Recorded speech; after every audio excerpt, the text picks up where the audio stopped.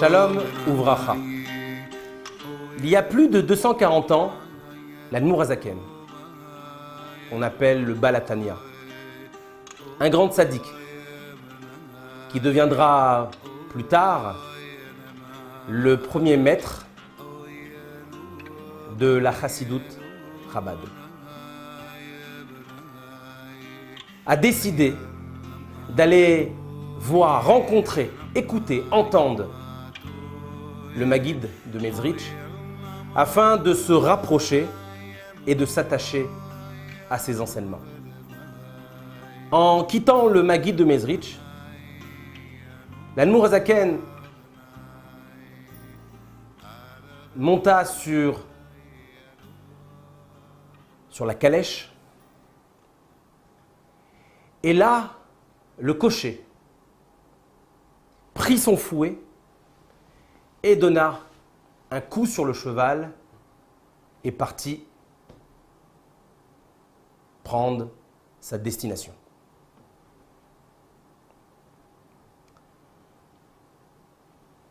Dans cet événement, nous appelons ça un événement car un enseignement, plus que d'ailleurs une moralité, va être affirmé, va se confirmer dans le service de Dieu à cette époque, mais jusqu'à nos jours.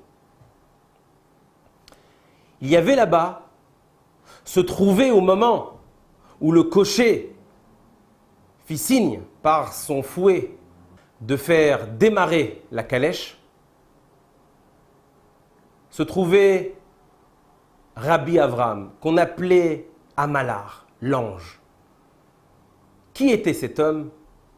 Le fils du Maguid de Mezrich. Le fait que Rabbi Avraham, dans cette histoire, donna une voie, une direction pour le service de Dieu. Que fit Rabbi Avraham? Quand le cocher a pris le fouet et a donné un coup de fouet au cheval ou aux chevaux afin que la calèche elle puisse démarrer et prendre la route, Rabbi Avraham dit comme ça. Et là, nous avons, en fin de compte, on nous rapporte 2 points, mais qui ne sont pas en contradiction. Le premier, Rabbi Avraham dit « Tape sur le cheval pour qu'il comprenne que c'est qu'un cheval. » Le deuxième point, « Tape sur le cheval pour qu'il arrête d'être un cheval. » Et là, dans cette parole, dans son regard, en tant que personnage important, fut tiré un enseignement incontournable, un enseignement éternel.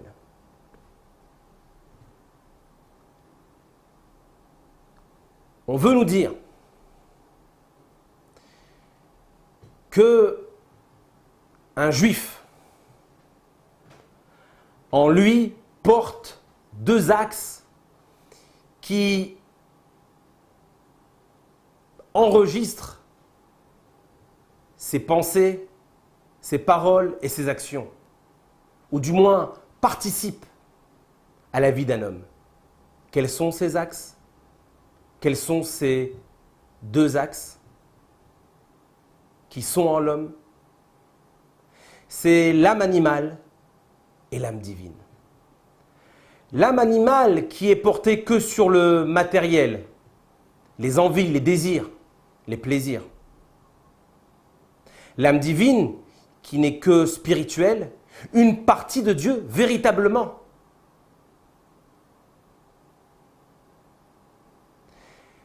Tape sur le cheval pour qu'il ne comprenne, pour qu'il puisse que comprendre que c'est qu'un cheval, ça veut nous enseigner et ça veut nous parler et nous dire à chacun de nous, tape sur ton âme animale afin qu'elle puisse comprendre que c'est qu'une âme animale. C'est rien d'autre. Et, ou, tape sur ton âme animale pour qu'elle arrête d'être une âme animale. Qu'elle arrête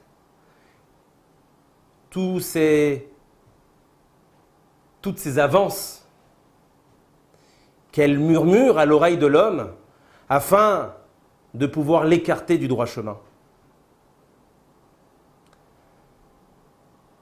Dans cette histoire, nous comprenons fortement que l'âme animale, elle doit être forcément tapée. Tapée, soit pour que, comme on a dit, elle comprenne que il ne faut pas imaginer de grandes choses. Il ne faut pas qu'elle fasse croire de grandes choses. C'est qu'une âme animale. C'est rien d'autre. Et souvent, c'est imagination, fabulation. Ou également de taper sur cette âme animale pour que, comme on l'a dit, qu'elle arrête, qu'elle comprenne qu'elle doit rester à sa place.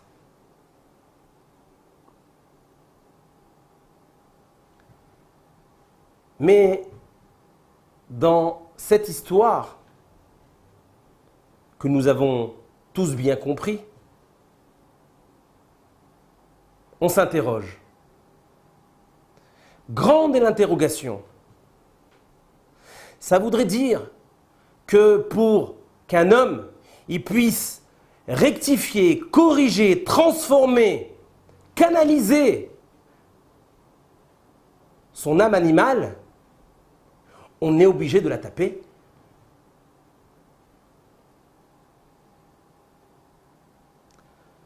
De là, on veut nous dire que le cocher, pour revenir à l'histoire, le cocher, c'est le guide des chevaux. C'est lui qui tient les chevaux, qui les maintient, qui les dirige, qui les oriente. C'est le donneur d'ordre. Mais pour cela, il faut un fouet. Le cocher, c'est notre âme divine. Elle est là pour être au-dessus de l'âme animale et de lui donner sa place, sa véritable place, afin qu'elle puisse être soumise à l'âme divine et à reconnaître Dieu au quotidien. Mais c'est vrai que ce n'est pas évident. L'âme animale se débat. L'âme animale est parfois même et souvent sauvage, comme ses chevaux. Mais ces chevaux sont tenus par un attelage, sont guidés par un cocher. Cette âme divine, comme nous l'avons dit, ou en tout cas ce cocher représente cette âme divine. Mais cette âme divine, cette partie de Dieu qu'on a en nous, il faut lui donner une arme. Il faut lui donner un mode d'expression qui va permettre à l'âme animale, ce qu'on a appelé tout à l'heure dans l'histoire les chevaux, afin que cette âme animale comprenne, ressent que oui, il faut qu'elle arrête. Elle n'est rien d'autre qu'une partie, certes, de l'homme, mais qu'une petite partie. Car la grande partie qui doit se mobiliser, la grande partie qui doit prôner la direction d'un homme, c'est bien l'âme divine. Et pour cela, il lui faut une arme. Il lui faut un fouet. Ça voudrait dire que l'âme divine va taper? Non. C'est que tout simplement le fouet, si nous reprenons les faits de cette histoire, le fouet, il ne fait que effleurer, mais ne fait pas de mal au cheval. La même chose. Cette âme divine-là a besoin de ce fouet. Quel est ce fouet qui va faire du bruit, qui va faire comprendre à l'âme animale qu'elle doit rester à sa place et s'orienter, ou en tout cas se soumettre à l'ordre de l'âme divine? C'est la Torah. Cette Torah est considérée, ou du moins est comparée à ce fouet, qui n'est pas une arme blanche, qui n'est pas là pour faire souffrir. Cette Torah émet un bruit. Cette Torah effleure un son. Ça voudrait dire que quand l'âme divine, elle a tous les moyens de pouvoir se révéler au sein de la personnalité de l'homme, alors cette Torah qui représente, comme on l'a dit, le fouet, va être un bruit dans la conscience de l'homme, va l'éveiller, va également l'effleurer, effleurer ses sentiments, réveiller son cœur. À partir de là, alors, comme ce cocher qui a son fouet et qui, au quotidien, arrive à avoir le contrôle de sa calèche et en particulier de ses chevaux, la même chose ici. Cette âme divine, elle aussi, en nous, elle attend de prendre le dessus. Et avec cette Torah que nous allons étudier, alors c'est inévitable, incontournable. L'homme se sent dirigé, orienté dans un chemin qui va l'inscrire sur une ligne conductrice qui va être véritablement sa feuille de route, qui sera de servir Dieu afin de mettre son âme animale à la portée de l'âme divine, à la convenance de l'âme divine, et d'avancer dans un chemin qui sera à la fois bon, judicieux et saint.